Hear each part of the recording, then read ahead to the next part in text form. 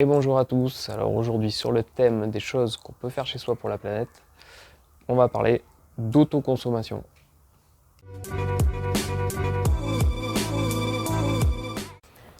L'autoconsommation, c'est le fait de produire son énergie et de la consommer directement dans son logement. L'énergie, elle pourrait être solaire, comme on va parler aujourd'hui, mais ça pourrait être de l'éolien aussi.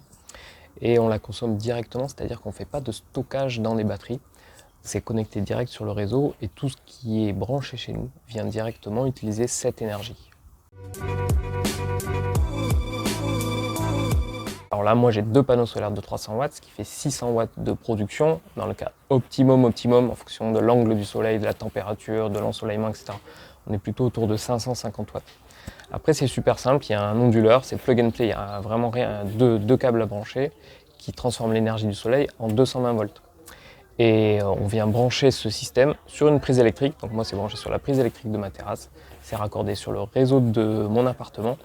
Et il n'y a rien de plus à faire. On consomme directement l'énergie qu'on produit à hauteur de ce qu'on produit. Par exemple, avec 500 watts, on peut imaginer, moi dans la journée, avec un ensoleillement comme maintenant, le frigo, la télé, tout ce qui est les appareils en charge, un ordinateur, vraiment jusqu'à hauteur de 500 watts, fait qu'on ça permet de s'auto-produire l'énergie directement et on ne consomme rien du réseau électrique.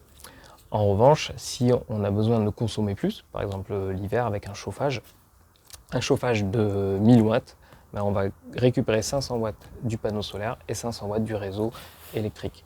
Ce qui fait qu'à 50%, on s'autoproduit son énergie. Si par contre, dans le cas inverse, on consomme moins que ce qu'on produit, ce qui doit être le cas là, en ce moment, je dois produire presque 600 watts et je dois consommer peut-être 200 ou 300 watts, peut-être le frigo qui tourne là. Du coup, les 200 ou 300 watts en plus, ils seront reversés sur le réseau. L'idée, c'est d'autoproduire et de consommer ce qu'on produit directement du producteur au consommateur. Il n'y a rien à faire, c'est un système complètement hybride. On n'a pas de choses à actionner quand on veut utiliser le panneau solaire ou quand on veut utiliser le réseau. Ça marche vraiment tout seul, strictement rien à faire que d'autre que de brancher son panneau solaire. On va le voir juste après à une prise électrique. Je vous montre maintenant comment on installe tout ça.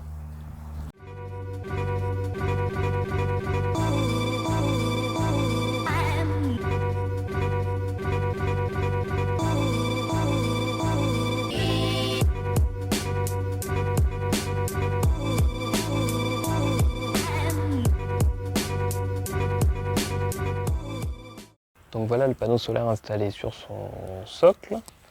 On retrouve dessous les onduleurs qui permettent de brancher deux panneaux solaires. Le câble, il y en a suffisamment, c'est livré avec 20 mètres de câble, donc on peut aller l'installer un peu où on veut. Et le câble, on vient le raccorder directement sur un boîtier qui est fourni par le fabricant. Donc moi je l'ai installé au mur. Dans ce boîtier, on retrouve deux disjoncteurs, un contacteur général, un petit compteur qui permet de savoir combien on produit d'énergie. Et il n'y a rien de plus à faire, le raccordement ensuite il est très simple, puisqu'on vient brancher la prise qui sort sur une prise électrique standard. Et il n'y a rien à faire, on branche ça et c'est parti, on consomme ce qu'on produit.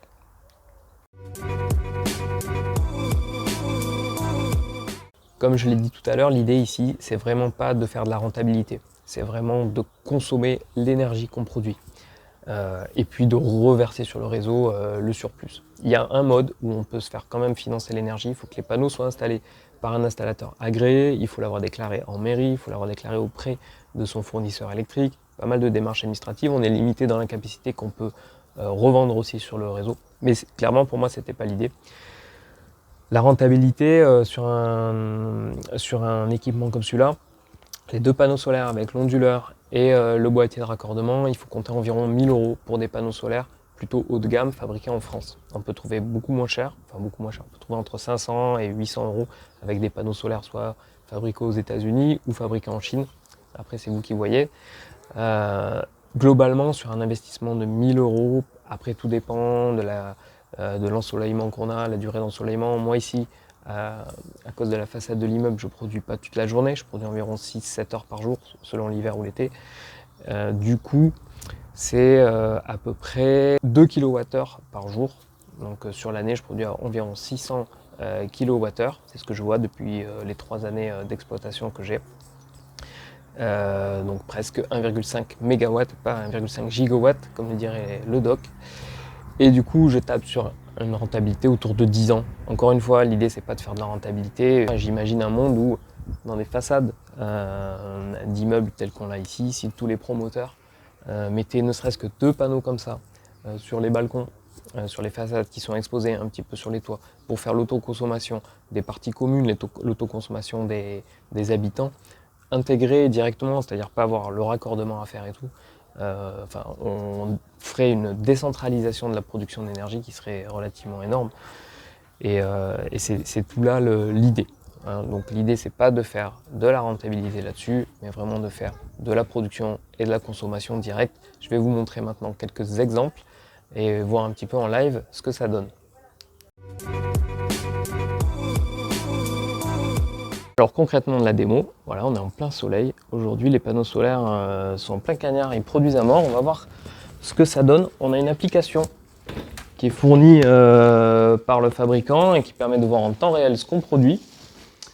Donc si on regarde là, chacun des panneaux solaires, on produit chacun environ 220 watts. Donc on est à 440 watts de production. Concrètement, qu'est-ce que ça veut dire? Là, j'entends qu'il y a la cave à vin qui tourne.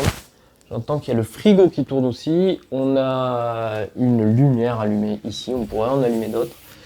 Et qu'est-ce qu'on voit sur le Linky? C'est ici que ça se passe. D'ailleurs, pour ceux qui l'ont jamais vu, c'est intéressant. On voit qu'il y a la flèche qui sort. Donc ça veut dire qu'on est en train de produire de l'énergie.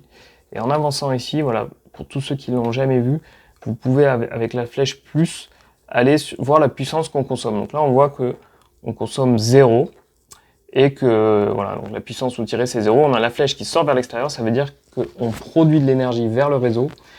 Et donc, c'est que les 440 watts qu'on est en train de produire, on n'en consomme pas de temps. On doit être peut-être là à 200 watts ou 300 watts, je sais pas. Il faudrait voir les caractéristiques des appareils. Mais globalement, tout ce qui est en veille, etc., c'est complètement autoconsommé. Donc concrètement, qu'est-ce que ça veut dire? Eh ben, qu'avec 2 panneaux solaires comme ça, un petit investissement, on peut produire son énergie. Alors moi, du mois de avril-mai jusqu'au mois de septembre-octobre, toute l'énergie, on va dire, de base, jusqu'à 450-500 watts, un peu plus l'été. Tout ça, c'est tout bénef. C'est-à-dire que en dehors des chauffages, en dehors du four, des plaques de cuisson, etc., on vient consommer directement ce qu'on produit. Le reste, on le prend du réseau, mais ça veut dire que ce n'est pas de l'énergie qu'on vient récupérer de centrales nucléaires, d'énergie qu'on vient de récupérer de centrales à charbon ou d'autres énergies vertes derrière, voire même on contribue à créer de l'énergie verte en reversant toute l'énergie qu'on a surproduite sur le réseau.